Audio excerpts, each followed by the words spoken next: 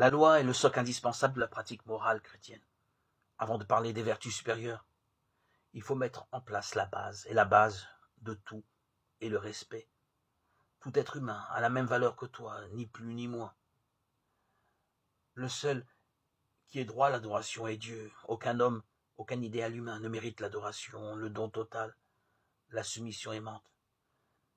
Mais tout homme, toute femme a droit au respect. Respect de sa vie, de ses biens, de sa réputation. Un respect sincère venu du cœur. Ici, on peut noter le commandement « Tu ne convoiteras pas ». Ainsi est rendue possible une vie heureuse. L'homme est délivré des idoles et est appelé à la fraternité. Que dois-je faire pour vivre? Luc, chapitre 10, verset 28. D'abord croire. Croire en un Dieu qui libère et non en un Dieu idole qui rende esclave. Puis pratiquer la justice, la vérité, la droiture, particulièrement envers le pauvre, l'émigré, le salarié sans défense, l'handicapé, le faible. Je vous invite à voir en détail le Lévitique, chapitre 19, 9, 13, 14, 15, 33, 35. Le mot croire a tout son sens. Lorsque nous ne nous arrêtons pas aux apparences, lorsque nous croyons à l'action invisible de Dieu et du Christ dans ce groupe humain qu'est l'Église visible, on peut découvrir la vérité profonde de l'Église de plusieurs façons, ou bien en regardant une communauté chrétienne de base, une paroisse, une équipe, une aumônerie, ou bien en regardant les commencements de l'Église dans les évangiles et les actes des apôtres. Mais il y a aussi les diverses images utilisées dans la Bible pour parler de l'Église de Dieu, le corps, l'épouse, le temple, le peuple.